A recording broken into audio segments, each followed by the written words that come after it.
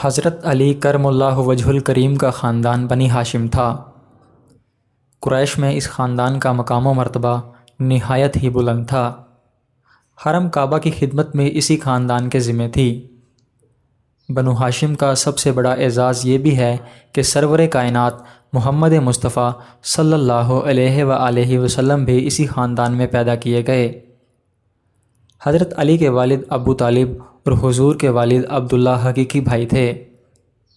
حضرت علی کے 3 بھائی تھے، طالب، جعفر اور عقیل، جن میں سے طالب حالت کفر میں مر گئے، جبکہ حضرت جعفر اور حضرت عقیل اور آپ حضرت علی رضی اللہ تعالیٰ علیہم اجمعین سعادت اسلام سے بہرہ ور ہوئے اور اصحاب رسول کہلائے۔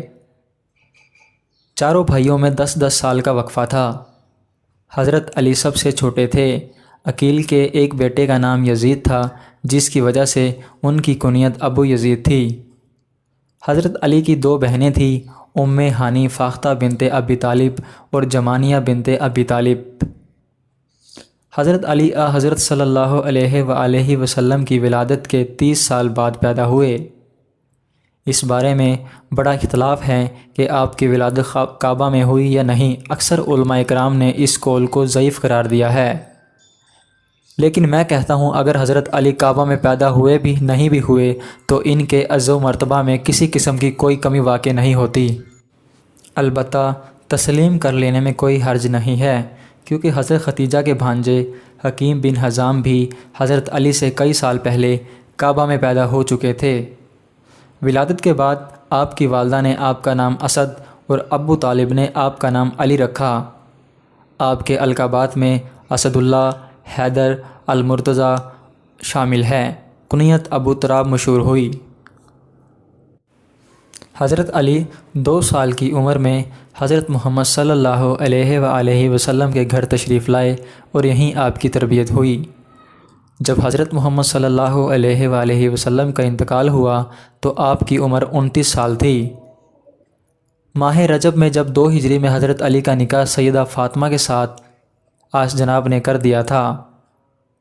علماء لکھتے ہیں کہ اس وقت آپ کی عمر 21 یا 24 برس تھی، جبکہ حضرت فاطمہ رضی اللہ تعالیٰ عنہا کی عمر 15، 18 یا 19 گمان کی جاتی ہے۔ نکاح کی یہ تقریب انتہائی سادہ تھی اور مروجہ رسومات سے بالکل پاک تھی۔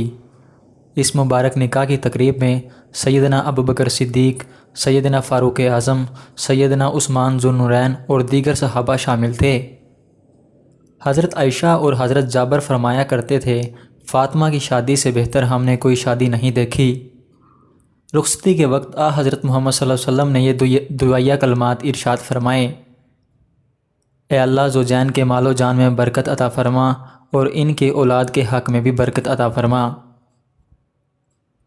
بچوں میں اسلام لانے میں آپ کا سب سے پہلا نمبر، جبکہ مجموعی طور پر آپ مسلمان ہونے والے تیسرے آدمی تھے۔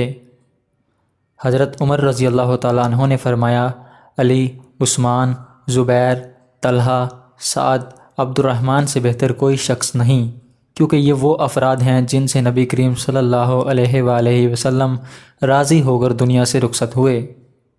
خوارج نے حضرت معاویہ، حضرت عبداللہ بن زبیر اور حضرت علی کے قتل کا منصوبہ بنایا اور ایک ہی دن میں ایک ہی وقت مقرر کیا۔ منصوبہ سازوں نے حضرت علی کے قتل کا ذمہ عبد الرحمن ابن ملجم پر ڈالا۔ اس بدبخت نے رمضان کے مبارک مہینے میں 21 تاریخ کو صبح فجر کے وقت امیر المؤمنین اسد اللہ حیدر کرار، سلسلہ تصوف کے امام، داماد نبی، حضرت علی کو کوفہ کی مسجد میں نماز کے لیے جاتے ہوئے شہید کر دیا اور اپنے 2 پیشروؤں حضرت عمر اور حضرت عثمان کی طرح اسلام کے خلیفہ چہارم بھی جام شہادت نوش کر کے سرفرازی کے اعلیٰ مقام پر فائز ہو گئے اور فرمان ربانی کے مطابق حیات جاودانی کے حقدار ٹھہرے۔ فضائل علی کا مختصر خاکہ: آپ ماں اور باپ دونوں طرف سے حضرت محمد صلی اللہ علیہ وآلہ وسلم کے رشتہ دار ہیں۔ آپ حضرت صلی اللہ علیہ وآلہ وسلم کے چچا زاد بھائی اور داماد تھے۔ حضرت صلی اللہ علیہ وسلم کی چہیتی بیٹی حضرت فاطمہ آپ کی زوجہ تھی۔ ہجرت کی شب آپ حضرت محمد صلی اللہ علیہ وسلم کے بستر مبارک پر آرام فرما ہوئے۔ آپ کے بارے میں حضرت صلی اللہ علیہ وسلم نے ارشاد فرمایا، علی سب سے اچھا فیصلہ کرنے والے ہیں۔